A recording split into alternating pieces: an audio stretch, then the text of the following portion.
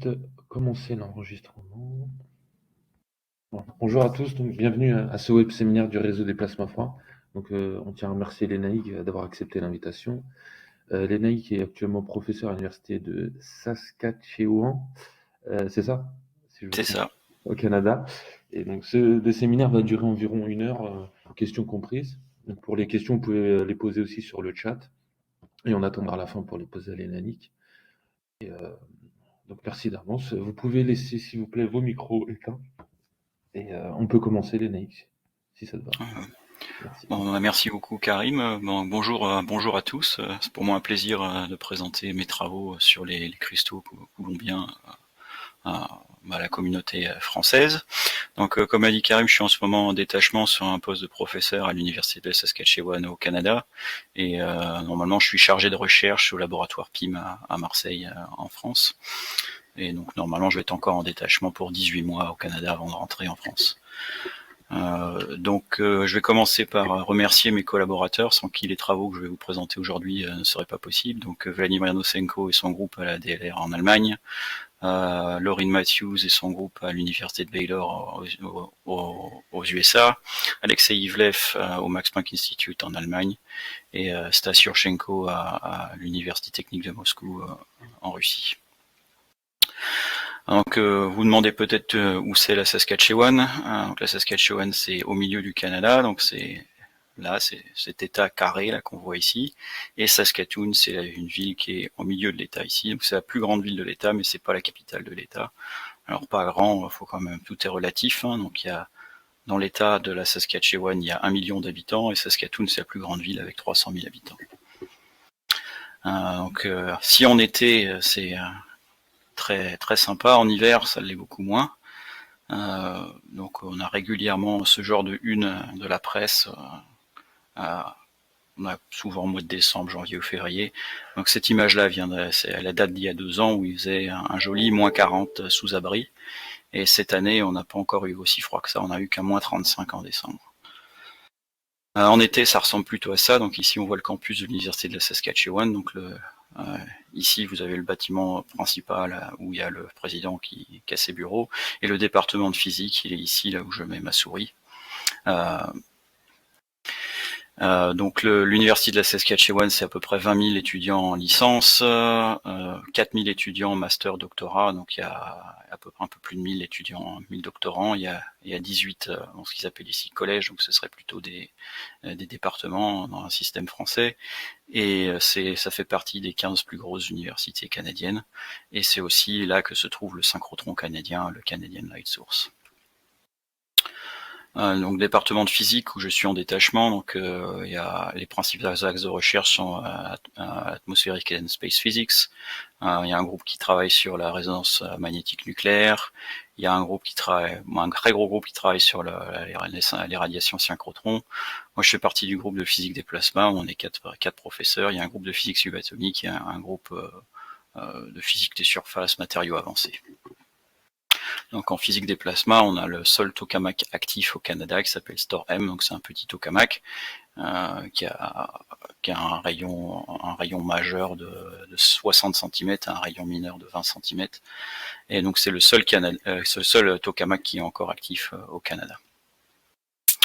Donc moi mes axes de recherche principaux, donc c'est diagnostic plasma, donc je fais beaucoup de diagnostic de sondes et de la fluorescence induite par laser en ce moment. Je travaille aussi encore beaucoup sur la formation de nanoparticules et en pulvérisation magnétron. Je travaille encore beaucoup avec Marseille là-dessus. Je fais pas mal de simulations, donc surtout du PIC et des codes cinétiques. Et enfin, donc ce que je vais vous présenter aujourd'hui, donc des travaux plus fondamentaux sur les plasmas poussiéreux, et en particulier les cristaux dans les plasmas poussiéreux. Donc voilà le plan de la présentation aujourd'hui. Donc c'est assez dense, je vais vous présenter à peu près 15 ans de recherche, donc je vais essayer de vous présenter les résultats principaux sans vous perdre trop dans des détails. Donc je vais d'abord vous décrire ce que c'est qu'un cristal monocouche dans une décharge. Je vais vous présenter les différents modes d'ondes qui peuvent se propager dans ce genre de cristaux.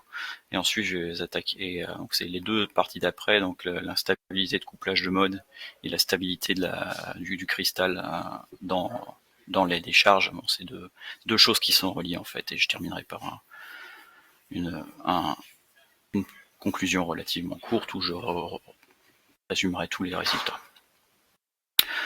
On va commencer. Donc d'abord, qu'est-ce que c'est qu'un cristal de plasma poussière 2D? Donc en fait, c'est relativement simple conceptuellement. Donc il faut juste injecter des particules sphériques calibrées, donc on connaît parfaitement la taille dans une décharge, donc typiquement une décharge RF capacitive. Et donc c'est souvent des molécules, des poussières de plastique. Hein. Donc moi dans mes expériences j'utilise souvent de la mélamine.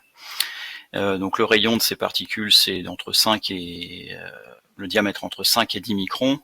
Et donc ces poussières vont se charger en collectant les ions et les électrons du plasma. Donc souvent ça sera des charges négatives, parce que les électrons étant beaucoup plus mobiles. Et ces poussières vont léviter dans la gaine, là où il y a un champ électrique qui va être capable de compenser la gravité. Donc comme toutes les poussières font la même taille, elles auront toutes la même charge, donc elles vont toutes léviter à la même hauteur dans la gaine. Et comme elles sont chargées, elles vont interagir entre elles, donc, avec l'interaction coulombienne écrantée en première approximation. Et donc le champ électrique dans la gaine, ça donne un confinement vertical très fort, et la forme de l'électrode peut donner un confinement horizontal beaucoup moins fort, mais ça permet de confiner toutes les particules au centre de l'électrode. Donc si on a tuné les conditions expérimentales correctement, donc typiquement dans une décharge RF, donc type GEC modifié, on travaille avec des pressions d'argon entre 0,5 pascal et 1 pascal, et des puissances RF entre 5 watts et 20 watts, et ben on va obtenir ce genre de choses. Donc ici ce que vous voyez c'est une vidéo une fois qu'on a injecté les poussières. Donc tous les points blancs ici, c'est les poussières, et bon, si on attend quelques secondes, donc là c'est à peu près en temps réel, on a cristallisation de la monocouche de poussière. Donc là vous voyez formation de structure hexagonale typique de quand on a réussi à cristalliser la monocouche de poussière. Donc on peut vérifier effectivement en regardant par le dessus, donc par le hublot du dessus, qu'on a bien cristallisé la monocouche. Donc ici c'est à peu près la même image que dans la vidéo. Donc on voit cette structure hexagonale typique. Ici vous avez quelques défauts dans le cristal avec différentes orientations, ce qu'on appelle des cristallites. On veut vérifier pour nos expériences qu'on a bien une monocouche. Donc ce qu'on fait dans ces cas-là, c'est on regarde par un hublot du côté. Donc on a une nappe laser verticale, et donc avec la diffusion de la lumière laser par les poussières, on est capable de voir l'électrode en bas ici et la monocouche de poussière ici, et on peut vérifier qu'on n'a pas de particules dessus ou dessous, donc on a réellement une monocouche. Donc c'est important pour les expériences que je vais vous présenter qu'on ait une monocouche, sinon on peut déclencher des instabilités qui n'ont rien à voir avec ce qu'on veut étudier par la suite. Alors maintenant qu'on a réussi à créer un cristal coulombien, un cristal de poussière, on va s'intéresser aux ondes qui peuvent se propager dans ce cristal.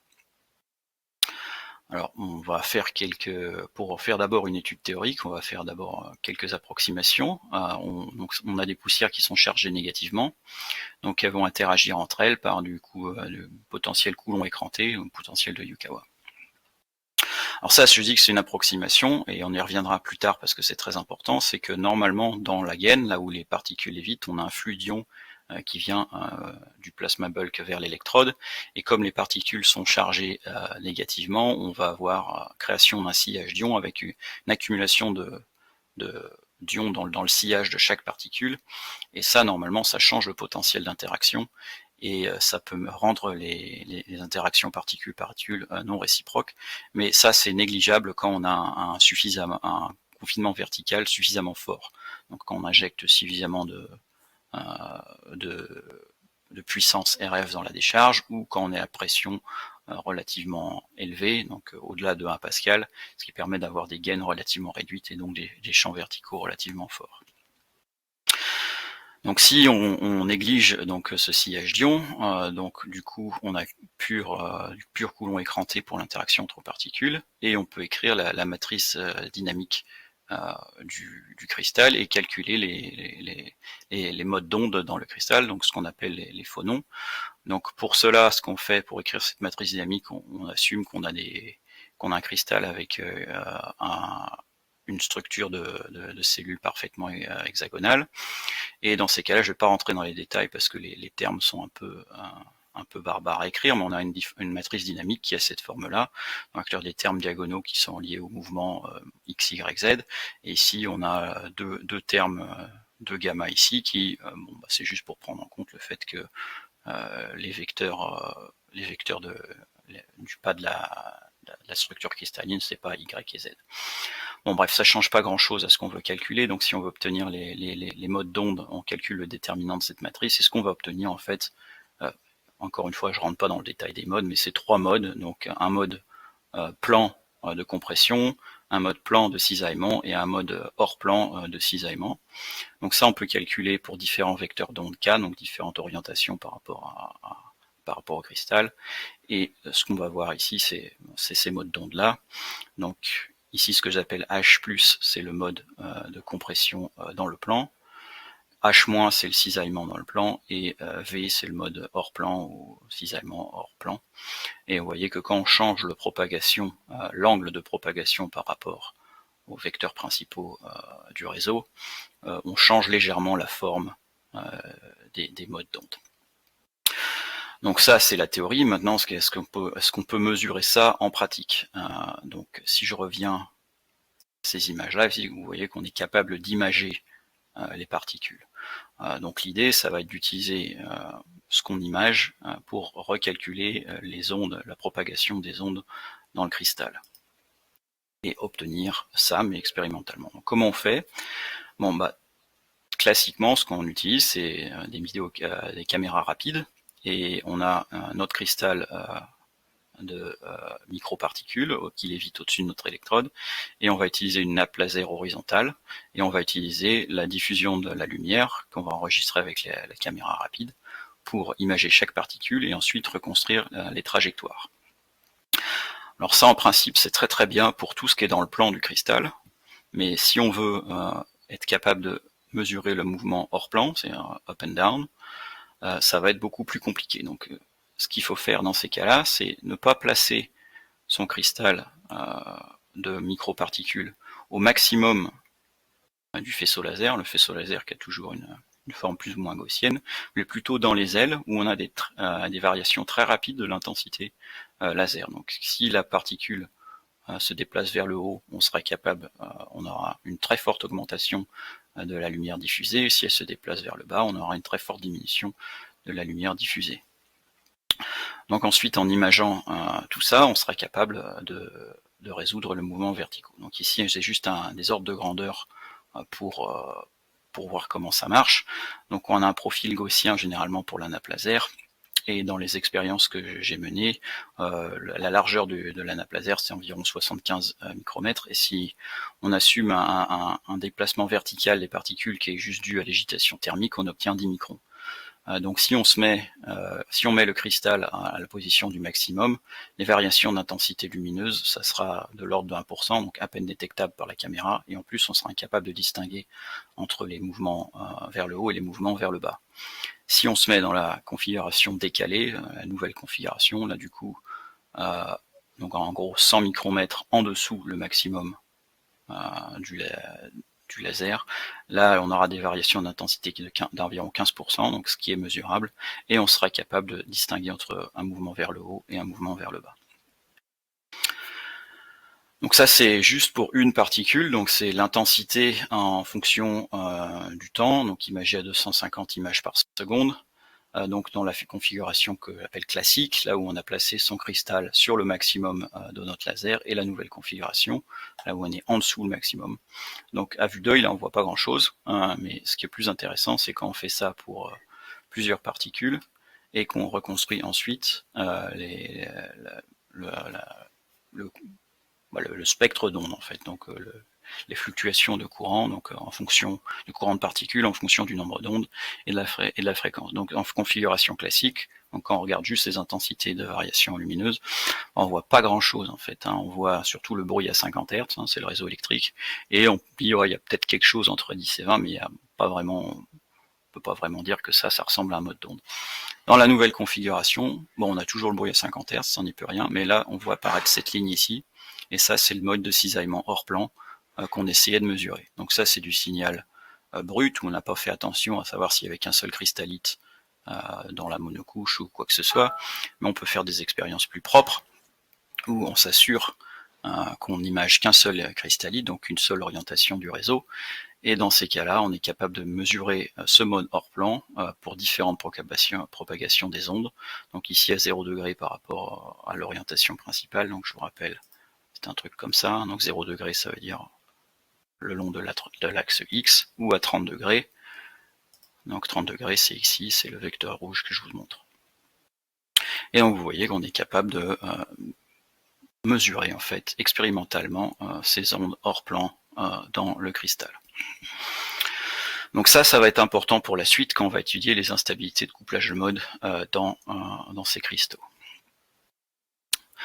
Donc l'avantage maintenant, c'est qu'on, bon, pour la partie mode dans le plan, ça y a aucun problème, hein, on pouvait directement imager ça et reconstruire les courants de particules. Donc maintenant on peut mesurer les 3 modes d'ondes théoriques dans le cristal pour différentes propagations des ondes. Donc ici à 0 degré, à 30 degrés. Donc le spectre en couleur, donc ça c'est l'expérience, et les lignes ici c'est différents modèles. Donc la ligne pleine c'est Yukawa, un Yukawa pur, et la ligne pointillée c'est quand on prend en compte des anisotropies du potentiel dû au sillage d'ion. Je reviendrai sur ça un peu dans la suite.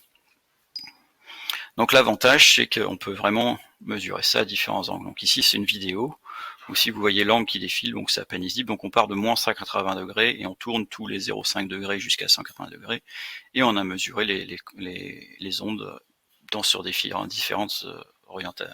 ces différentes orientations. Donc c'est très clair sur le mode de cisaillement dans le plan, où vous voyez que sa forme change très fortement en fonction de l'angle de propagation. Donc ici vous voyez des choses un peu marrantes, donc sur le mode hors plan et sur le mode compression plan. Donc ça j'y reviendrai plus tard. On est proche du seuil d'instabilité pour le couplage de mode, et en plus on avait d'autres phénomènes dont je ne vais pas parler dans cette présentation qui se propageaient dans le cristal. Donc ici le but de cette vidéo c'est vraiment d'illustrer qu'on est vraiment capable de résoudre parfaitement les différents modes d'onde qui se propagent dans ces différents cristaux. Alors maintenant je vais revenir à ce qui nous intéresse le plus pour cette présentation, donc à savoir l'instabilité de couplage de mode dans les cristaux de plasma 2D. Donc je vais revenir au sillage d'ion. Donc pour ce que je vous ai présenté sur comment mesurer les ondes et le type d'ondes qu'il existe dans ces cristaux, je me suis contenté du Coulomb écranté. Nos particules lévitent dans la gaine, donc on a un flux d'ion qui vient du plasma qui va vers l'électrode, et donc ce flux d'ion est dévié par chaque particule chargée négativement, et on va avoir création d'un sillage d'ion avec une accumulation d'ion dans le sillage, donc création d'une charge virtuelle positive, et ça va fortement changer la façon dont les deux poussières interagissent entre elles. Donc la façon la plus simple de modéliser ça, donc c'est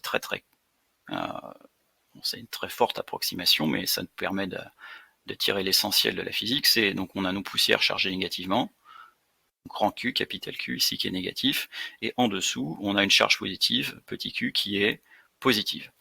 Et donc ces charges positives peuvent interagir avec chaque poussière voisine. Et donc ce qui entraîne, c'est que quand on prend en compte juste les interactions entre poussières, donc on ne prend pas tout le plasma en compte, juste les poussières, on va avoir une interaction de la poussière A vers poussière B qui est différent de moins poussière, de l'interaction de moins l'interaction de la poussière B vers la poussière A. Donc on a des interactions non réciproques. Donc, faut pas, on a cassé loi de Newton, mais c'est juste parce qu'on prend pas tout le système en compte. Hein. Si on prenait en compte les ions et les électrons, la physique marcherait encore. Donc là, c'est juste cette approximation, c'est la façon dont on modélise notre système en prenant en compte le sillage d'ion qui nous introduit ça, cette relation-là, quand on prend en compte que les interactions entre poussières. Donc si on réécrit la matrice dynamique pour calculer les modes d'onde, ce qui va apparaître dans la matrice dynamique, c'est ces termes de couplage ici, donc sigma x, sigma y, donc des termes non diagonaux. Et quand on veut résoudre les modes d'onde, donc on calcule le déterminant. Donc si ces termes sigma sont égaux à 0, on retrouve le résultat d'avant avec 3 modes compressionnels, compression dans le plan, cisaillement dans le plan et cisaillement hors plan. Mais si maintenant on prend en compte le sillage d'ion, qui rend les interactions non réciproques, on a un terme de couplage ici qui apparaît, et donc ça va dépendre effectivement des différents types de confinement qu'on a dans la décharge. Donc ici, vous voyez que par exemple le mode vertical ici, qui est dominé par ce terme ici, il y a ce oméga carré conf, donc ça c'est la force du confinement vertical, donc qui est très important puisqu'il intervient fortement dans le terme de couplage ici. Donc on peut théoriquement tracer ces différents modes d'onde. Donc si on a un fort confinement vertical, donc c'est la ligne du haut ici, on voit que on retrouve en gros les mêmes résultats que si on prend du Yukawa pur pour les interactions. Donc compression plan, cisaillement hors plan, et ce à tous les angles de propagation. Maintenant, si on baisse la force du confinement vertical, donc expérimentalement on peut faire ça en changeant la pression ou en changeant la puissance, et ce qui va se passer, c'est que le mode cisaillement hors plan, il va baisser en fréquence et il peut croiser le mode de compression plan. Et quand on a ce croisement, on a la formation, à cause de ce terme de couplage, on a la formation d'un mode hybride instable. Donc il y a une partie imaginaire non nulle. Et en fait, ce que ça veut dire, c'est qu'on est tout simplement en train de pomper l'énergie du flux d'ion dans le cristal. Si on baisse encore plus le confinement vertical, on pompe le mode hybride de plus en plus instable, il apparaît à toutes les différentes angles de propagation et on pompe de plus en plus d'énergie du flux d'ion vers le cristal. Donc ça, ça va rendre le cristal instable et on peut le faire fondre. Donc je reviendrai là-dessus un peu plus tard. Donc ça, on peut regarder ça donc dans le plan dans le plan réciproque du cristal. Donc ici, vous avez les angles de propagation 0, 0, 15, 30, et on va se mettre dans le cas de la ligne du milieu ici, où on a juste le couplage à 30 degrés. Donc si on se met dans le réseau réciproque, on voit ici que c'est instable à 30 degrés. Et donc ça, on va essayer de le prouver expérimentalement. Et donc c'est ce qu'on a fait. Donc on a voulu mettre en évidence cette chose. Donc pour ça, on a fait des expériences où on a changé les paramètres du cristal et on a mesuré les modes d'onde dans le cristal. Donc c'est ce que je vous présente ici. Donc on a créé un cristal dans une décharge RF. On travaillait d'abord à 7 watts de puissance injectée et on a mesuré, avec une vidéo caméra rapide, on a mesuré les positions de chaque microparticule. On a calculé les courants de microparticules, pris la transformée de Fourier, et on a retrouvé les modes d'onde. Donc vous voyez qu'à 7 watts, on a les modes hors plan, donc cisaillement hors plan, compression plan ici, et cisaillement hors plan ici, et ils ont à peu près tous la même énergie, équipartition de l'énergie, et il n'y a rien d'anormal. On baisse légèrement la puissance, donc on va à 5 watts, donc le mode vertical, donc le confinement vertical, le champ électrique dans la gaine diminue, le confinement vertical diminue, et on a croisement du mode de cisaillement hors plan avec le mode de compression plan, et vous voyez qu'ici on a l'apparition de 2 points rouges. Donc ici c'est ça, on regarde le mode hors plan, mais on peut faire la même chose quand on regarde dans le plan pour les modes de compression et de mode de cisaillement, et on a vraiment l'apparition de ces 2 spots ici, où on a une concentration d'énergie cinétique des particules. Donc on peut se mettre dans le réseau réciproque, donc ça c'est la même chose mais dans le réseau réciproque, et vous voyez donc ici l'image expérimentale ressemble très fort à l'image théorique qu'on attendrait pour le déclenchement de l'instabilité de couplage d'onde. Donc il y a différentes choses ici qu'on peut voir donc sur ces spectres. Donc c'est la formation du mode hybride ici. Donc un chauffage local dans le réseau réciproque. Donc c'est ces points ici qu'on voit. On voit ici on a une polarisation mixte. Alors là où on peut voir que c'est intéressant, c'est que vous voyez à 7 watts ici, on ne voit pas le mode vertical quand on fait de l'imagerie des modes horizontaux. Et vice versa, on ne voit pas les modes horizontaux quand on fait de l'imagerie du mode vertical.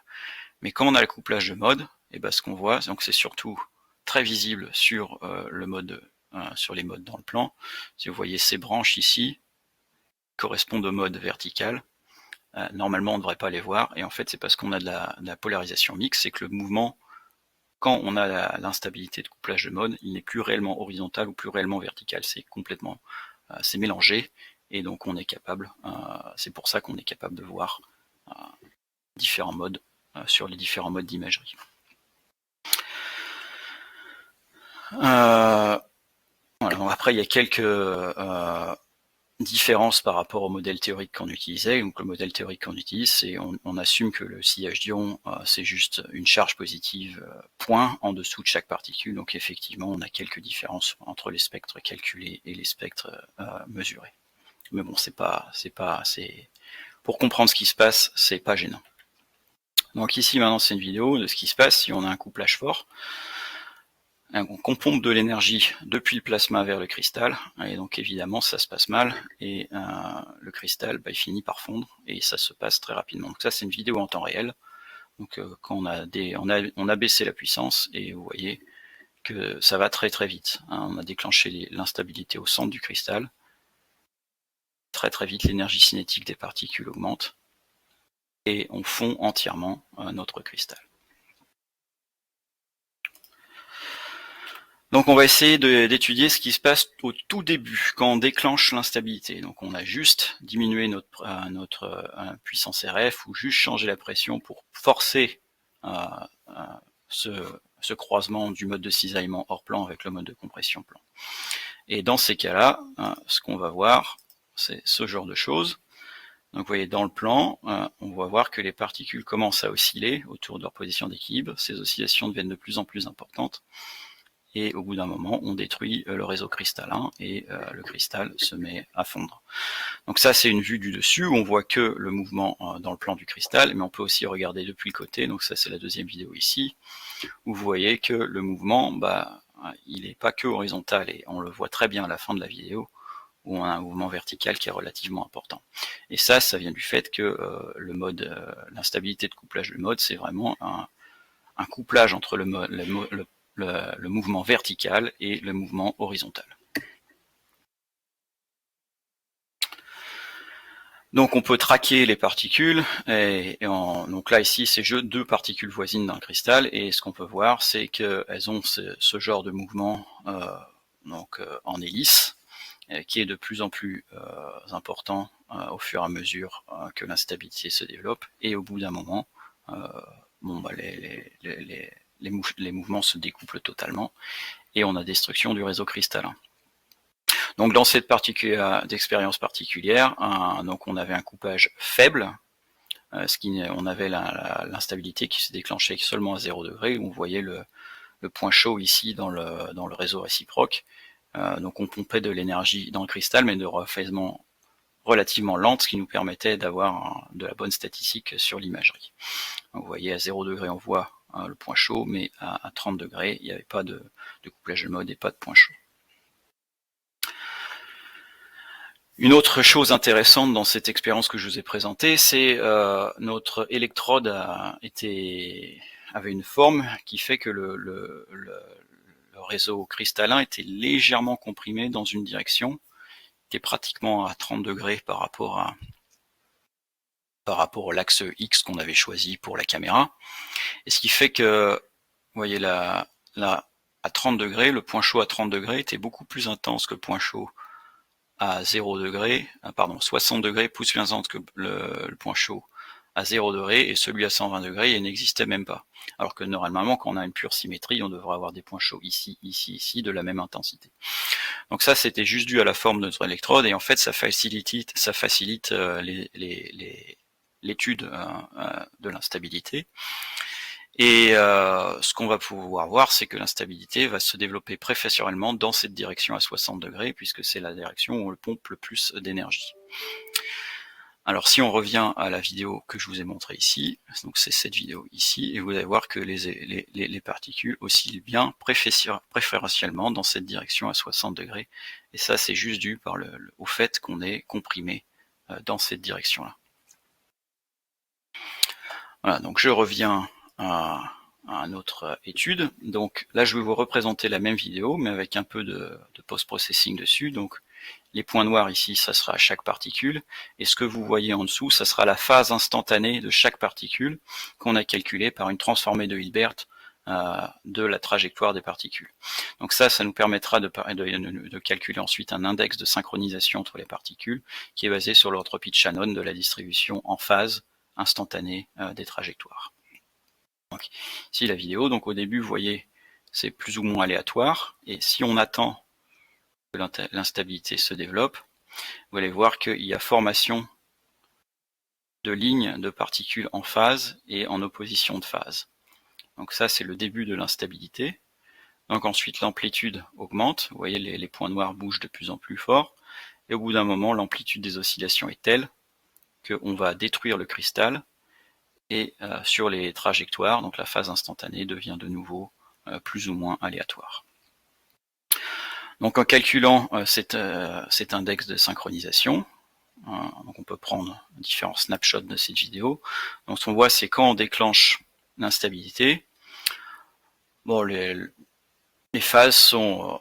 Bon, il y a de la corrélation, on est dans un cristal, mais il n'y a pas tant que ça de synchronisation entre toutes les particules, et l'index de synchronisation est relativement bas, autour de 10%. Si on regarde juste à la fréquence d'oscillation des particules autour de leur position d'équilibre, et qu'on regarde le nombre de particules qui sera à la fréquence hybride qu'on a pu mesurer grâce au spectre ici, est environ à 16 Hz, on voit qu'il y en a très très peu qui sont à cette fréquence hybride. Si on laisse l'instabilité se développer, ce qu'on voit, c'est qu'on a de plus en plus de particules qui oscillent à la fréquence hybride, et qu'on a l'index de synchronisation qui augmente. De même, l'amplitude des oscillations augmente avec le temps. Au bout d'un moment, l'amplitude des oscillations devient telle qu'on va détruire le cristal, et que l'index de synchronisation redescend, et ainsi que le nombre de particules qui oscillent autour de leur position d'équilibre à la fréquence hybride. Ainsi soit-il qu'on peut définir une position d'équilibre quand on est dans une phase fluide. Voilà, donc là je vous ai parlé des premiers instants de l'instabilité de couplage de mode. Donc moi je vais maintenant vous parler de ce qui se passe quand on laisse l'instabilité évoluer. Donc je vous ai déjà montré une vidéo ici. Donc vous voyez quand on la laisse évoluer, en fait ce qui se passe, c'est que le cristal fond totalement. Bon, ce qu'on pourrait se demander, c'est une fois qu'on a détruit le cristal, normalement cette instabilité ne devrait plus exister. Donc puisqu'on est dans des conditions où la monocouche est cristalline, on devrait recristalliser. Alors ça serait vrai si l'instabilité de couplage de mode n'existait pas en phase fluide aussi. Et en fait, ça avait été montré par mon collaborateur Alexei Ivlev au Max Planck Institute, c'est que dans une monocouche fluide, on a aussi un mode hybride, donc on a aussi un couplage entre le mode compressionnel plan et le mode cisaillement hors plan, et en plus le taux d'instabilité est plus élevé. Donc on pompe plus d'énergie quand on est fluide que quand on est cristallin, ce qui fait qu'on n'a aucune chance de recristalliser la monocouche sans changer les paramètres de la décharge. Et ça c'est ce qu'on voit, donc ça c'est des résultats de dynamique moléculaire par mes collaborateurs en Russie. Et ce qu'on voit donc, ça c'est les modes dans la phase cristalline, et ça c'est les modes dans la phase fluide, où là on a clairement un très fort couplage ici, où on pompe énormément d'énergie du plasma vers le cristal, donc on n'a aucune chance de recristalliser. Et c'est aussi ce qu'on voit expérimentalement quand on mesure l'énergie cinétique des particules dans la phase cristalline. Donc on a d'abord quelque chose qui est un taux de croissance qui est plus ou moins linéaire de l'énergie cinétique, et au bout d'un moment on a une brisure de pente où on a un taux de croissance qui explose, et ça c'est juste que l'instabilité dite en phase fluide prend le pas sur l'instabilité en phase cristalline. Et donc là c'est le début de l'instabilité. Donc on voit les lignes de particules synchronisées, ça commence à fondre. Au bout d'un moment, quand ce patch fondu est plus important que le reste du cristal, bon, c'est là qu'on a cette brisure de pente dans la croissance de l'énergie cinétique. Donc là, c'est ce qu'on voit sur une vidéo. Donc ici, c'est la coordination du cristal. Donc bleu clair, ça veut dire qu'on a 6 proches voisins. Là, c'est les déformations du cristal. Bleu foncé, c'est des angles de 60 degrés. Densité, bleu foncé, très dense. Et ici, énergie cinétique. Vous voyez, quand on laisse l'instabilité se développer, on a le cristal qui fond. Et ce que vous pouvez voir, c'est qu'une fois que le patch fondu a atteint une certaine taille, la fonte s'accélère en fait. Vous voyez, au début, c'est relativement lent. On voit l'énergie cinétique croître ici, mais le cristal n'est pas trop déformé. Là, on commence à créer les premiers défauts, premier patch fondu, et d'un seul coup, ça se met à croître de façon très rapide, et on fond entièrement la monocouche. Donc ça nous a donné des idées pour faire d'autres expériences, et on va essayer de artificiellement triggerer cette instabilité. Donc il y a des conditions pour lesquelles on peut avoir des conditions de décharge pour lesquelles on peut avoir un cristal stable ou une phase fluide stable. Et en fait, pour passer de l'un à l'autre, c'est très compliqué puisque le taux de croissance dans la phase fluide empêche la cristallisation. Donc si on a un cristal, si on injecte suffisamment d'énergie dans ce cristal, on va être capable de le fondre localement et peut-être de déclencher cette instabilité de couplage de mode. Donc ça, c'est ce qu'on peut faire en chauffant localement le laser avec le cristal avec un laser. Donc ici, expérience. Donc on avait un autre cristal ici, monocouche, et on avait un solid state laser ici, et en shootant dans le laser, dans la monocouche, on peut le fondre localement. Et donc c'est ce que on s'assure d'abord qu'on a un cristal stable en mesurant les modes. Donc ici vous voyez répartition d'énergie. Je vous montre pas le mode vertical, mais on aurait la même chose. Et l'idée c'est de shooter avec un laser dedans. Donc d'abord avec une faible puissance. Donc vous voyez, on fond le laser localement ici. On fond le cristal localement avec le laser ici. Et si on attend, bah, il se passe rien. Hein, l'énergie cinétique des particules diminue. Et à la fin de la vidéo, on a recristallisé notre monocouche. Maintenant, j'augmente un peu l'énergie du laser. Donc j'augmente la durée du pulse en fait. Et donc ce qu'on voit au début, c'est la même chose. Hein, c'est qu'on fond localement notre cristal. Et là, si j'arrête ici et que je me fais la même chose ici, vous voyez qu'il n'y a pas énormément de différence entre les deux situations. On a un spot sur notre cristal qui est fondu. Maintenant, ici, dans la deuxième vidéo, si j'attends un peu plus longtemps, bah, ce qui se passe, c'est qu'au lieu de recristalliser, notre point fondu se propage dans tout le cristal. Et de la même façon que si ça avait été une instabilité de couplage de mode classique qu'on avait déclenché juste en changeant les paramètres de décharge.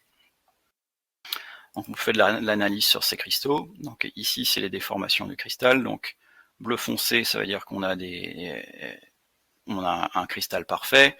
Ici ce qu'on voit, la ligne rouge, c'est une ligne de dislocation entre deux orientations cristallines du cristal.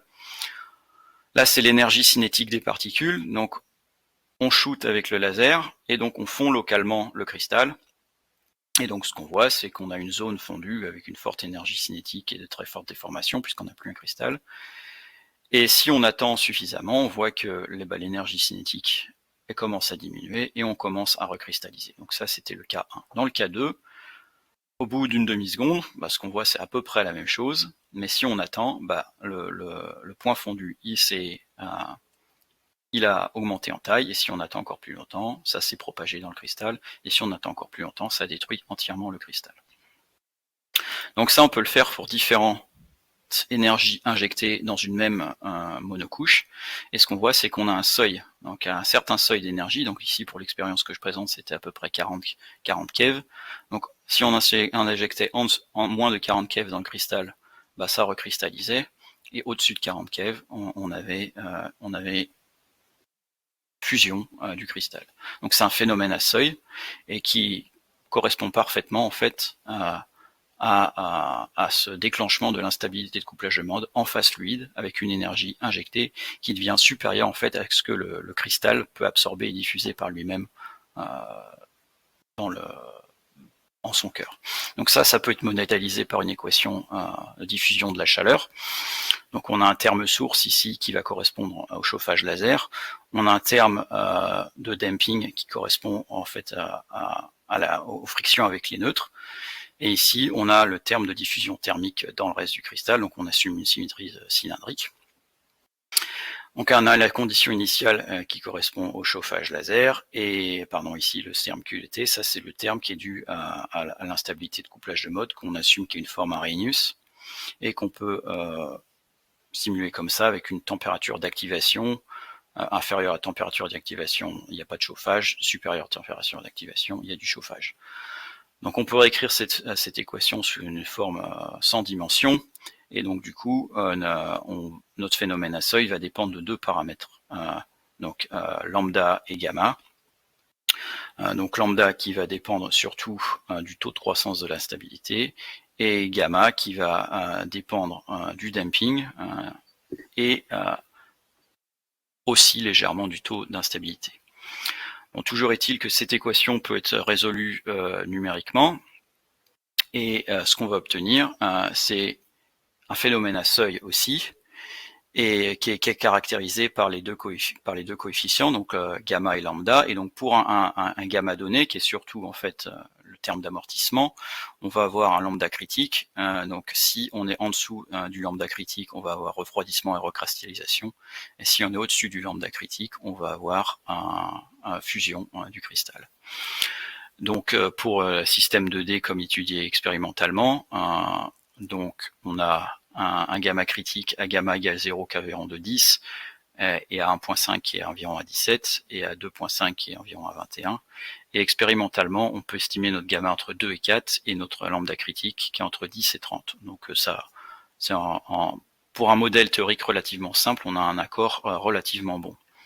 Et donc ça, c'est ce qu'on mesure expérimentalement. Donc ça, c'est juste sur un rayon du cristal, et on mesure l'énergie cinétique en fonction du temps.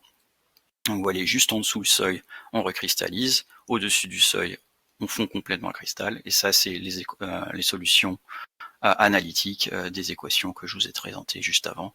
Donc vous voyez qu'on a un relativement bon accord. Voilà, donc là maintenant j'arrive sur la dernière partie, donc qui est la plus récente. Donc jusqu'à présent, on s'est intéressé surtout à ce qui se passe dans le cristal avec un modèle relativement simple pour étudier l'instabilité de couplage de mode.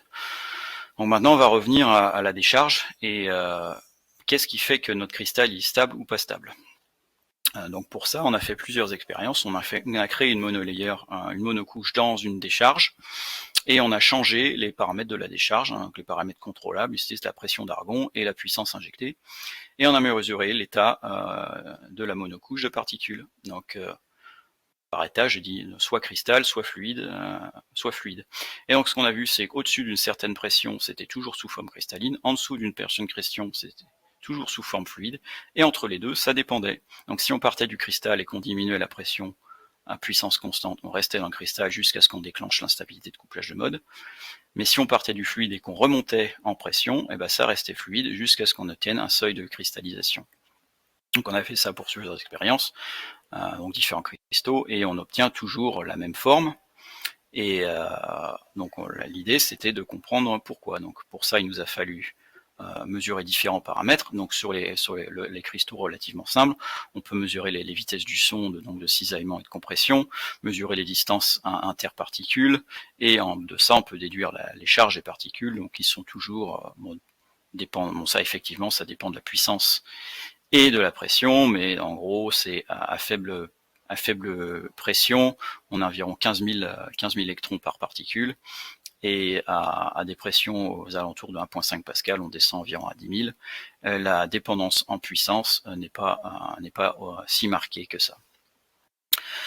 Donc maintenant, une autre chose qui est très importante, c'est le confinement vertical, et ça va dépendre de la gaine. Donc il nous a fallu étudier la gaine, comment évolue la gaine dans ces décharges capacitives radiofréquences.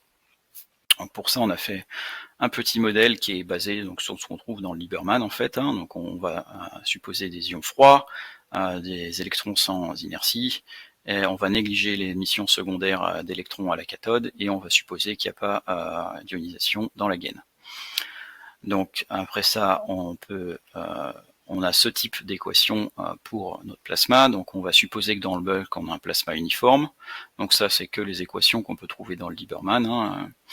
Et pour le potentiel à l'électrode par rapport au plasma, on a ce type d'équation qu'on trouve aussi dans la littérature, et on va assumer que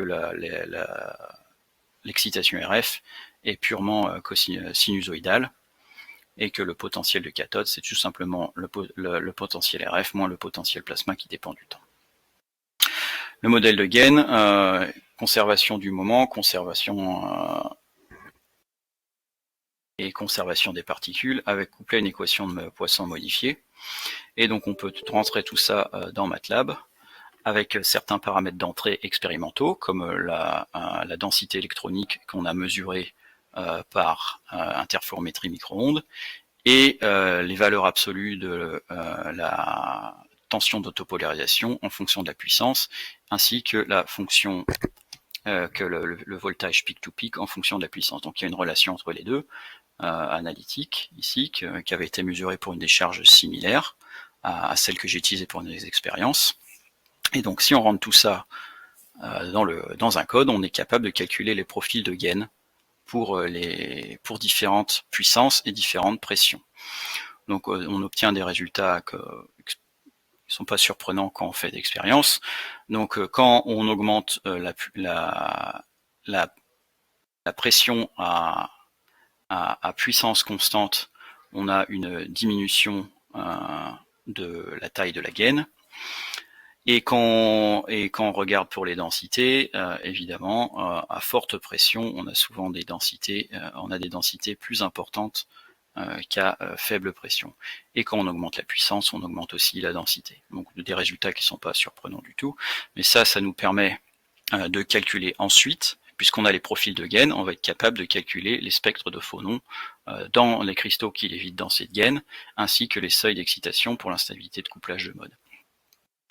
Donc si on a un profil de gaine, on est capable de calculer notre charge de particules, donc en calculant les courants d'électrons et d'ions sur les particules, en prenant en compte les collisions pour les ions.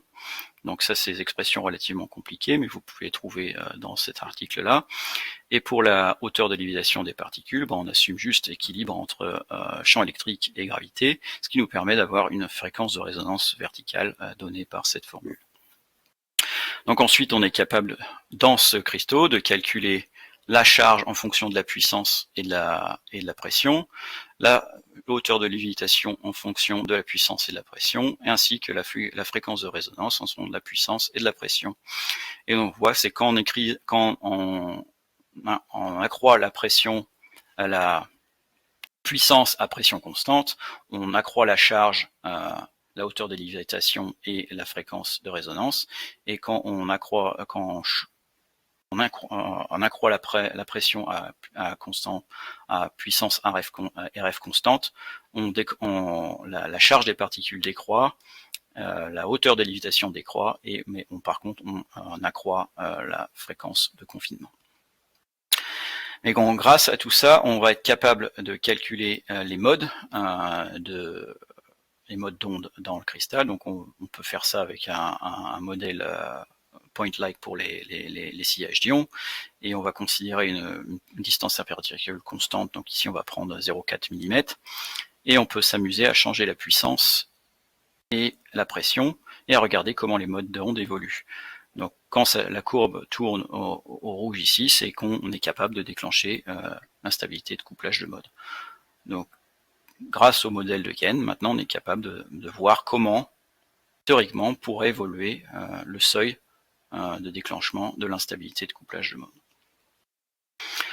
Donc on peut faire ça pour quand on néglige le sillage d'ion ou quand on change les paramètres du sillage d'ion. Donc les triangles et les carrés, c'est les points expérimentaux, et les autres points, c'est ce qu'on a simulé, donc pour différentes distances interparticules et pour différents pour différents paramètres du sillage d'ion. Donc on est à peu près capable de reproduire théoriquement les tendances observées expérimentalement. Par contre, ce qui est très très dur, c'est que c'est extrêmement sensible à la distance interparticule, et c'est aussi extrêmement sensible aux paramètres de notre sillage ion. Donc là, on arrive à un point où on a vraiment besoin d'avoir un modèle propre, correct du sillage d'ion pour pouvoir aller plus loin. Donc ça, c'est des études qu'on a commencé avec l'université Baylor et le groupe de professeur Matthews. Donc on a couplé des simulations PEAK avec de la dynamique moléculaire pour pouvoir avoir l'évolution du sillage d'ion en fonction des paramètres de décharge. Et donc là maintenant on est dans la phase où on va coupler ces résultats au mouvement au calcul des modes d'onde en cristaux. Donc ça c'est pas encore fait, mais ça sera c'est par la suite. Donc j'arrive à la fin de ma présentation. Donc ici dans cette présentation, je vais montrer que c'était donc les plasmes poussiéreux, c'est intéressant pour studier les systèmes fortement couplés comme les cristaux coulombiens. Je vous ai montré comment on pouvait imager ce genre de cristaux dans la décharge RF pour étudier les modes de propagation d'ondes au niveau cinétique, au niveau des particules. Je vous ai parlé de l'instabilité de couplage de mode due au sillage d'ion. Donc je vous ai expliqué comment on pouvait mettre ça en évidence avec différents fingerprints, donc l'existence du mode hybride, une dépendance angulaire, différents seuils de confinement et d'amortissement, polarisation mixte, donc des ondes qui ne sont plus complètement plan ou hors plan, mais qui sont mélangées. Donc ça, c'est visible à la fois expérimentalement et sur les simulations. Je vous ai présenté des expériences où on a forcé le déclenchement de l'instabilité avec de la fonte locale des cristaux grâce à des pulses laser. Donc ça provoque une fonte rapide du cristal quand on est au-dessus du seuil, donc seuil énergique qu'on a mis en évidence. Et ça ressemble énormément, donc les équations que je vous ai présentées, ça j'ai oublié de vous le dire, mais ça ressemble énormément au type d'équations qui sont utilisées pour les explosions chimiques dans la matière ordinaire. Enfin, donc on a étudié la stabilité du cristal en fonction des paramètres de la décharge. Donc grâce à un modèle relativement simple de la gaine dans la décharge RF, on est capable d'expliquer l'évolution du confinement vertical et de la charge des particules, et on est capable de reproduire les tendances pour le couplage de mode. Et par contre, il va falloir travailler sur les modèles parce que c'est extrêmement sensible à la distance interparticule et aux paramètres du sillage d'onde. Donc c'est ce qu'il va nous falloir faire maintenant.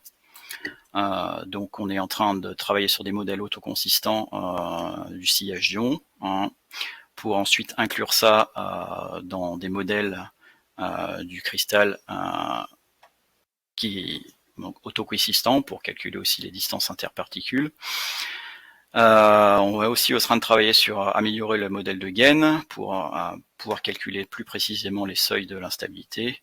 Et enfin, on va expérimentalement, on va faire plus d'expériences pour avoir plus d'informations sur la dépendance aux paramètres expérimentaux des différents seuils de l'instabilité et de l'influence de la température du cristal sur les seuils d'instabilité fluide et cristallin.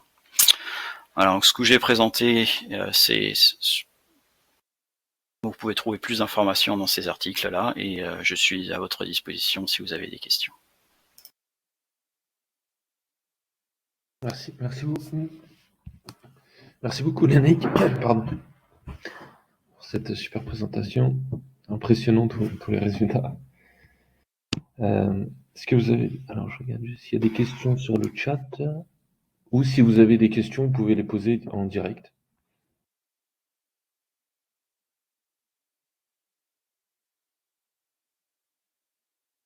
Du coup, moi, je vais commencer. J'ai une question. Je sais pas si j'ai peut-être raté quelque chose, mais tu n'as pas parlé de la nature des particules. Est-ce que...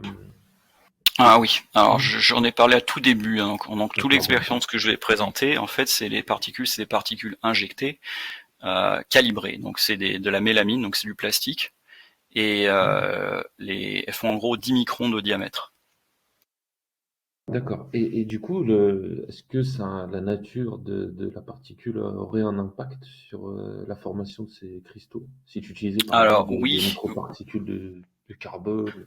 oui, parce que en fait la masse des particules va dépendre du type de particules, euh, donc ça va influer sur où elles vont être capables de léviter, si elles peuvent léviter dans la gaine. Il y a aussi autre chose, c'est que dans la justice du plastique, donc c'est un matériau diélectrique, donc la façon dont elle se charge est légèrement différente de si on avait du métal, par exemple. C'est que par exemple mon collaborateur Vladimir Nosenko, maintenant qui travaille à la DLR en Allemagne, utilise des particules qui ont un coating. Donc elles ont un côté qui est métallique, l'autre côté qui reste du plastique, ce qu'on appelle les particules Janus. Et là, dans ces cas-là, la dynamique des particules dans la monocouche est complètement différente de si on a des matériaux parfaitement homogènes. Très bien. Et en termes l'introduction des particules, comment ça se passe? C'est une salière, enfin, ce que s'appelle type salière là ou... Oui, c'est type salière, hein, donc donc on utilise une grille avec des micro-trous calibrés.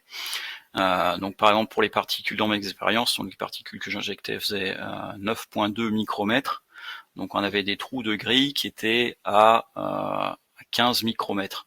Fait qu'il y avait la probabilité que deux particules passent en même temps était très faible, ce qui nous permettait d'avoir des cristaux relativement purs. Parce que comme j'ai dit au début de la présentation, si on a des agglomérats, donc ils vont léviter en dessous de la monocouche principale, et ça peut complètement déstabiliser la monocouche et empêcher l'étude des modes d'onde dans ces monocouches. Et en termes de densité, c'est justement le fait que tu aies une sorte de grille qui fait que la densité est contrôlée ou Oui et non en fait. Donc là, si on a une grille qui est trop fine, on n'arrive pas à les injecter. Si elle a une grille qui est trop grosse, on injecte des gros agglomérats. Et ensuite, c'est la force qu'on va utiliser sur l'injecteur. Donc moi, typiquement, sur les expériences que je vous ai présentées là, on injectait entre 20 et 30 000 particules par expérience. Donc c'est pas comparable à la particule près, hein.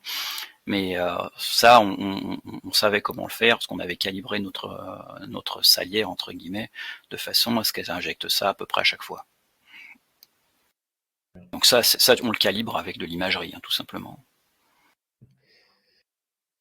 il y a d'autres questions?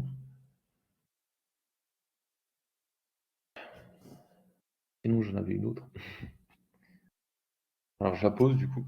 Euh, est- Est-ce que le fait, parce que quand même, tu as un contrôle assez précis du procédé, est-ce qu'il est possible, connaissant la taille des particules, etc., leur nature, possible d'utiliser ces particules pour justement mesurer des propriétés du plasma? Faire l'inverse. Ah, oui, alors ça c'est fait sur... donc là, moi j'utilise des grands systèmes, hein, comme j'ai dit, jusqu'à 30 000 particules. Donc là, le couplage entre les particules est très important. Mais il y a beaucoup d'expériences qui ont été faites, notamment par les Allemands, le groupe de Melzer à Kiel, où ils injectent seulement quelques particules, et en étudiant le mouvement de ces particules dans la gaine, ils sont capables de faire des diagnostics de la gaine. Donc c'est effectivement possible d'utiliser les particules comme diagnostic, mais pas sur des grosses monocouches comme ça, parce que là du coup ça deviendrait extrêmement compliqué, parce que pour pouvoir l'utiliser comme diagnostic, il faudrait comprendre exactement tout ce qui se passe dans la monocouche, et comme je viens de le présenter, on n'a pas encore tout compris. Voilà. Je comprends. Il y a Hervé qui pose une question. Quelles sont les cadences en imagerie pour les vidéos? Alors, c'est entre 250 pour les plus faibles jusqu'à 1000 images par seconde pour les plus élevés. La plupart des expériences que je vous ai présentées ici étaient faites à 500 images secondes.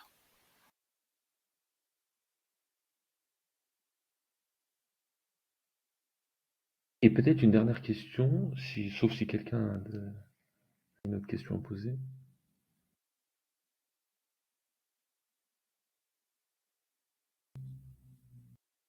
Est-ce que le fait du contrôle justement d'avoir un cristal quasiment parfait entre guillemets dans le plasma, il est possible d'imaginer de réaliser des dépôts, par exemple, on pourrait avoir des motifs, des choses comme ça, en utilisant les particules qui pourraient fondre, par exemple, sur une surface.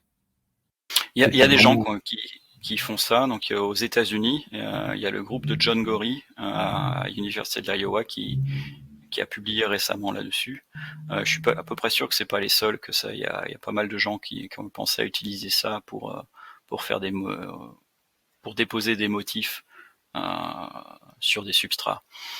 Alors après, là, ce que je vous ai présenté, c'est les motifs sont relativement grands. Hein. Si je reviens sur une image comme celle-ci, entre deux particules ici, la distance c'est à peu près entre 0,3 et 0,5 mm.